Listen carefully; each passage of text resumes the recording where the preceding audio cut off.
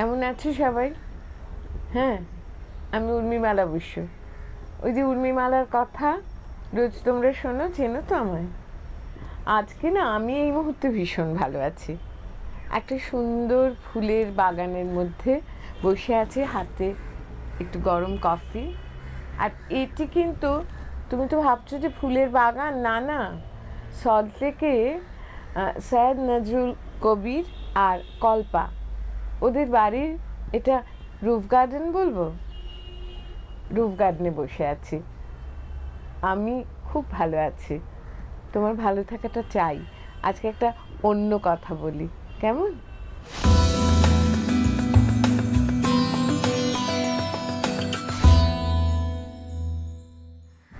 আচ্ছা, খুব ভয় পাও কি কাউকে? রাগি রাগি লোক, গম্ভীর গম্ভীর মুখ, অকারণে চেঁচায়, কিচ্ছু ভালো লাগে না তার, পৃথিবীর যা কিছু সে একলা জানে।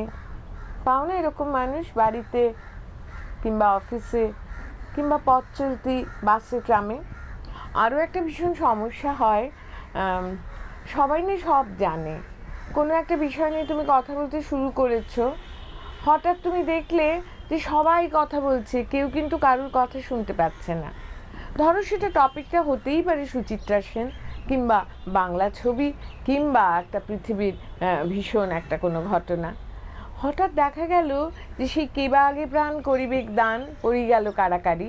প্রত্যেকে কে কতটা জানে সেটা বলবার জন্য ব্যস্ত। শ্রোতা বড্ড কমে গেছে।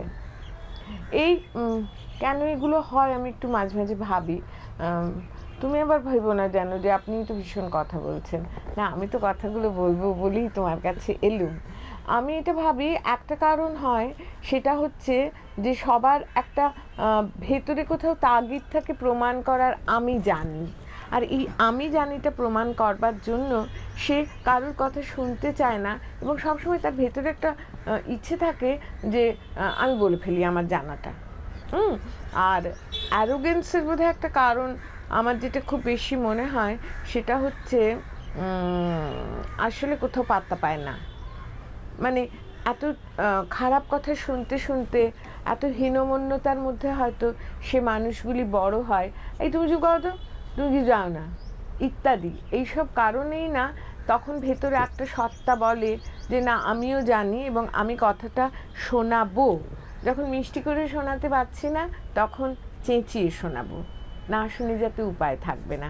এবং এইটা করতে করতে না দেখা যায় আলটিমেটলি সে একটা রাগী লোক হয়ে গেছে, এবং লোকে চাক না চাক তার কথা শুনছে, শুনেই আবার এখান দিয়ে বের করে দিচ্ছে, কিন্তু সে ইম্পর্টেন্সটা পেয়ে যাচ্ছে এবং নিজেকে একটা কিছু ভাবছে। ভালো থাকার পক্ষে না এগুলো খুব ক্ষতিকারক। যে শুনছে শুধু তার জন্য কিন্তু আমি বলছি না, যে এগুলো করছে তার জন্যও বলছি। সেখানে তাকে আরেকটু ধৈর্য স্থৈর্য এসব বাড়াতে হবে। মানে ধৈর্য স্থৈর্য খুব ভারী ভারী কথা, অন্যকে শোনাটা একটা খুব বড় কথা।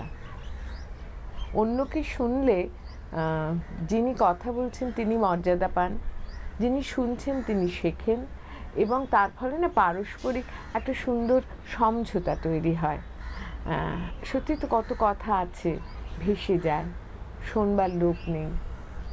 তা এই শোনবার লোকটি যদি আমরা পরস্পরে হয়ে উঠতে পারি, তাহলে বোধহয় আমাদের অ্যারোগেন্সও কমে যাবে, সব জানতা ভাবটাও কমে যাবে, এবং আমরা খুব বন্ধু হতে পারবো পরস্পরের। হ্যাঁ, কেমন লাগলো উর্মিমালার কথা? এটা কি 10 নম্বর এপিসোড হলো?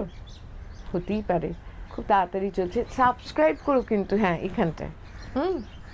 আর শেয়ার ভালো লাগলে, এবং এটা নিয়ে একটু বন্ধুবান্ধবকে জানাতেও পারো যে কী করছিস তোরা, উর্মিমালার কথা শুনছিস না একদিনও, একটু শোন না, তারপরে একটু কমেন্ট কর না, ভালো মন্দ যেমনই লাগুক।